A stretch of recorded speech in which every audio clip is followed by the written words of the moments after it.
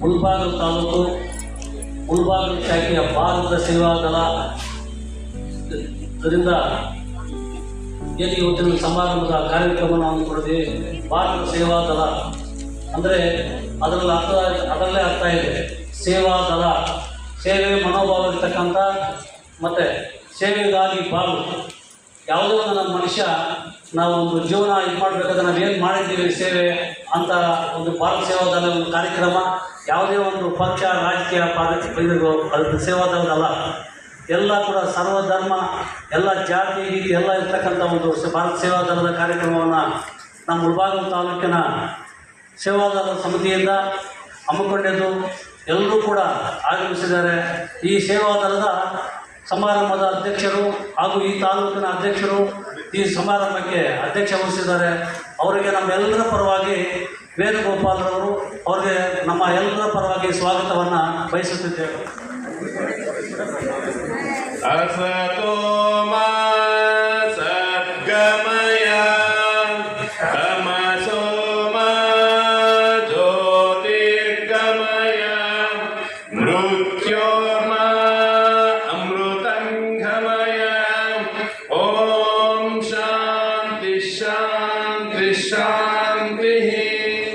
ಸೇವಾದಳ ಅದು ಸಂಸ್ಥೆ ಯಾತಕ್ಕಾಗಿದೆ, ಅದರ ಒಂದು ಧ್ಯೇಯೋದ್ದೇಶಗಳೇನು, ಅದು ನಮಗೆ ಯಾಕೆ ಅವಶ್ಯಕ ಆಗ್ತದೆ, ಅದರ ಉದ್ದೇಶಗಳು ನಮಗೇನಿಗೆ ಪೂರಕವಾಗ್ತದೆ ಅನ್ನೋದನ್ನು ಬಹಳ ಸವಿಸ್ತಾರವಾಗಿ ಎಲ್ಲ ಮುಖಂಡರುಗಳು ಅದ್ರ ಬಗ್ಗೆ ತಿಳಿಸಿದ್ದಾರೆ.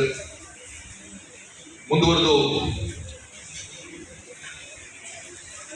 ಅಖಂಡ ಭಾರತದ ಏಕತೆ ಐಕ್ಯತೆ ಅದರ ಒಂದು ಘನತೆ ಗೌರವವನ್ನು ಎತ್ತಿರತಕ್ಕಂಥ ಒಂದು ಕೆಲಸ ನಾವು ಕೇವಲ ಸ್ವತಂತ್ರ ದಿನಾಚರಣೆ ಮತ್ತು ಗಣರಾಜ್ಯೋತ್ಸವ ಮಾತ್ರ ನಾವು ಸೀಮಿತ ಮಾಡಿಕೊಂಡಿದ್ದೀವಿ. ಆದರೆ ಭಾರತ ಸ್ವತಂತ್ರ ಪಡಿಬೇಕಾದ್ರೆ ಲಕ್ಷಾಂತರ ಮಂದಿಯ ತ್ಯಾಗ ಸಮರ್ಪಣೆಯಿಂದ ಸಿಕ್ತಂಥ ಒಂದು ಸ್ವತಂತ್ರನ ಅದರ ಹೆಗ್ಗುರುತಾಗಿರ್ತಕ್ಕಂಥ ರಾಷ್ಟ್ರಧ್ವಜ, ರಾಷ್ಟ್ರ ಲಾಂಛನ, ರಾಷ್ಟ್ರಗೀತೆ ಇವೆಲ್ಲವೂ ಒಳಗೊಂಡಂತೆ ಅದನ್ನು ನಾವು ಕೇವಲ 2 ಸಮಾರಂಭ ಮಾತ್ರ ಸೀಮಿತ ಮಾಡದೆ ಪ್ರತಿನಿತ್ಯ ಪ್ರತಿ ಕ್ಷಣ ನಾವು ಭಾರತೀಯರಾಗಿ ಉಳಿದಿರುವ ಪ್ರತಿ ಕ್ಷಣವೂ ಕೂಡ ನಾವು ಅದನ್ನು ಗೌರವಿಸುವ ನಿಟ್ಟಿನಲ್ಲಿ ಪ್ರಾಮಾಣಿಕ ಪ್ರಯತ್ನ ಮಾಡಬೇಕು. ಅದರ ಮೂಲಕ ನಾವು ಸಂಘಟಿತರಾಗಿ ಆ ಒಂದು ಭಾರತೀಯದ ಒಂದು ಗೌರವ ತಿಳಿದರೆ ನಮಗೆ ಸ್ವತಂತ್ರ ಯೋಧರಿಗೆ ಕೊಟ್ಟಂತ ಗೌರವ ಅಂತ ಹೇಳಿ ಅದನ್ನು ನಿರಂತರವಾಗಿ ಪಾಲನೆ ಮಾಡುವ ನಿಟ್ಟಿನಲ್ಲಿ ಭಾರತೀಯ ಸೇವಾದಳ ಉಂಟುಕೊಂಡು ಅದರ ಮೂಲಕ ಕೇವಲ ಶಾಲೆಗಳಲ್ಲ, ಎಲ್ಲ ಸರ್ಕಾರಿ ಸಂಸ್ಥೆ, ಸರ್ಕಾರೇತರ ಸಂಸ್ಥೆ ಮತ್ತೆ ಎಲ್ಲ ವಯಸ್ಕರು ಕೂಡ ಅದನ್ನು ಆಚರಣೆ ಮಾಡಬೇಕು ನಿರಂತರವಾಗಿ ಅಂತ ಹೇಳಿ ಭಾರತ ಸೇವಾದಳ ಒಂದು ಕಾರ್ಯಯೋಜನೆ ಬಹಳ ಯಶಸ್ವಿಯಾಗಿ ಪೂರೈಸ್ತಾ ಬರ್ತಾರೆ. ಆ ನಿಟ್ಟಿನಲ್ಲಿ ಈ ವರ್ಷ 2024 ಶತಮಾನೋತ್ಸವ ಹಂತದಲ್ಲಿ ನಾವಿದ್ದೇವೆ. ಜಿಲ್ಲಾ ಮಟ್ಟಕ್ಕಿಂತ ಹೆಚ್ಚಿನ ದೊಡ್ಡ ಮಟ್ಟದಲ್ಲಿ ಇವತ್ತು ಕಾರ್ಯಾಗಾರ ನಡೀತಾ ಇದೆ.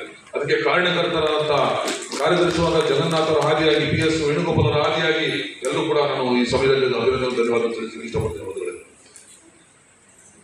ಶಿಕ್ಷಕರು